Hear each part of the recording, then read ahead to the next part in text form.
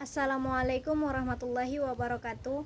Nama saya Putri Melati Muiz, NIM 192340116.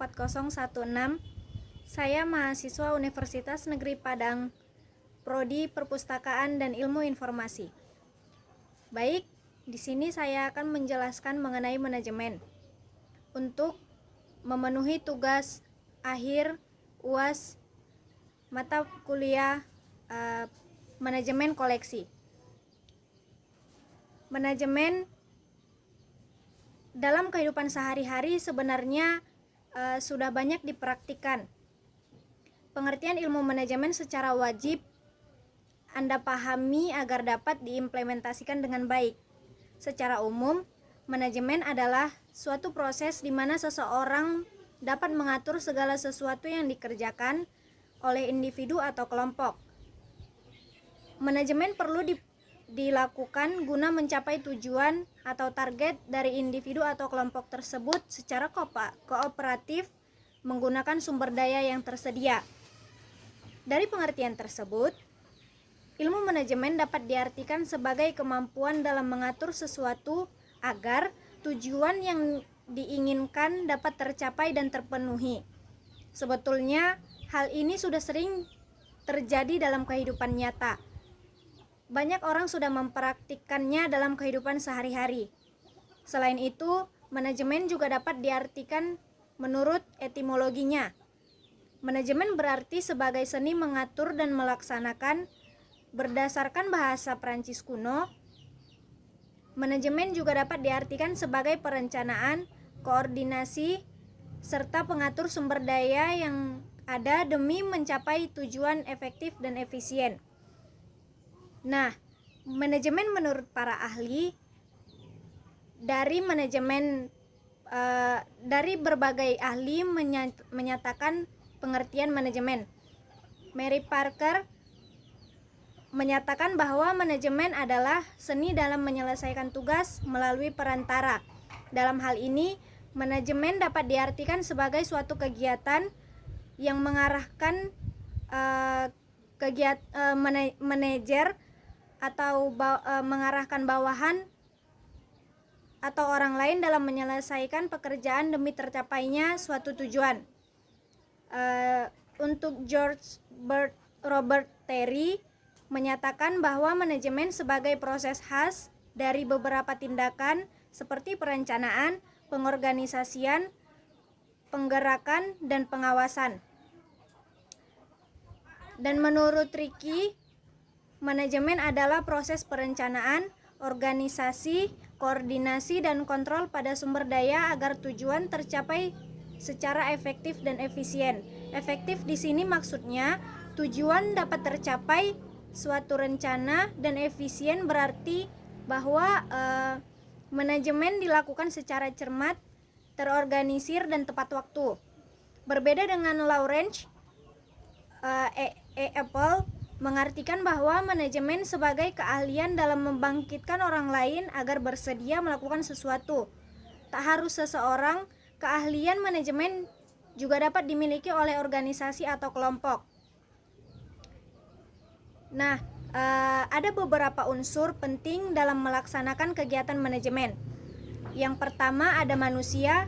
Dalam kegiatan manajemen, sumber daya manusia membuat rencana atau tujuan yang ingin diraih. Untuk itu, tanpa adanya manusia, kegiatan manajemen tidak akan pernah ada. Yang kedua ada uang. Uang menjadi unsur penting dalam kegiatan manajemen karena menjadi perantara utama dalam mencapai tujuan. Biaya operasional dalam sebuah kegiatan manajemen tentu membutuhkan uang agar dapat berjalan dengan baik. Yang ketiga, material. Unsur manajemen ini adalah salah satu faktor penting karena kualitas bisnis dipengaruhi oleh kualitas material yang dipilih. Jadi, jika material yang dipilih buruk, tujuan manajemen akan sulit tercapai. Nah, yang keempat ada mesin. Mesin merupakan unsur lain yang perlu diperhatikan. Dengan adanya mesin atau teknologi, pekerjaan yang dilakukan oleh sumber daya manusia pasti akan lebih mudah. Tujuan pun dapat tercapai lebih efektif. Yang kelima, ada metode. Unsur ini mempengaruhi kinerja dalam sebuah manajemen. Jika metode yang dibuat berdasarkan target, fasilitas, waktu, uang, dan kegiatan bisnis, kegiatan manajemen pasti akan berjalan lebih lancar. Unsur ini perlu mendapat campur tangan manusia agar tercipta dengan baik. Dan yang keenam, yang terakhir, ada unsur pasar. Unsur ini terbilang krusial karena sebuah bisnis hanya dapat berkembang jika telah dikenalkan di pasaran. Unsur pasar dipengaruhi oleh unsur material karena barang atau jasa yang dilakukan harus memiliki kualitas dengan baik. Nah, di sini saya juga akan menjelaskan fungsi manajemen. Fungsi dasar dari ilmu manajemen yaitu sebagai elemen yang harus ada dalam kegiatan manajemen sebagai acuan dari seseorang yang bertugas sebagai pengelola atau manajer. Manajer inilah yang bertugas untuk memastikan bahwa tujuan dari manajemen dapat tercapai dan dengan membuat perencanaan, koordinasi, dan pengendalian. Dalam ilmu manajemen, ada 5 fungsi yang saling mempengaruhi satu sama lain. Fungsi tersebut antara lain perencanaan, perorganisasian, penempatan, pengarahan, dan pengawasan. Tanpa adanya salah satu dari fungsi ini, bukan tidak mungkin kegiatan manajemen akan berakhir tak sesuai dengan keinginan. Yang pertama, perencanaan. Perencanaan adalah hal yang paling wajib yang dilakukan oleh manajer. Dengan adanya perencanaan, manajer akan mengevaluasi segala tindakan, baik yang sudah dilakukan maupun yang belum. Tanpa adanya perencanaan yang matang, tujuan dari kegiatan manajemen tidak akan tercapai. Yang kedua, setelah itu akan dilaksanakan fungsi pengorganisasian. Tujuannya untuk mempermudah proses pengawasan yang dilakukan manajer. Yang ketiga, ada fungsi penempatan. Manajer bertugas untuk menempatkan sumber daya yang tersedia sesuai dengan kebutuhan. Dengan begitu, proses pencapaian tujuan dapat dilakukan dengan lebih efektif dan efisien. Yang keempat, pengarahan.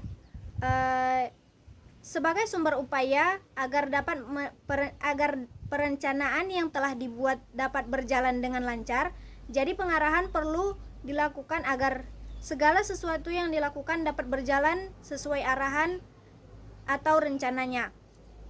Dan yang terakhir, fungsi pengawasan. Tujuannya agar kegiatan manajemen dapat berlangsung secara sesuai rencana. Jika tidak berjalan dengan baik, dapat dilangsungkan proses evaluasi. Jadi, tujuan manajemen dapat tercapai dengan lebih efektif dan efisien. Nah, sekian yang dapat saya sampaikan. Assalamualaikum warahmatullahi wabarakatuh.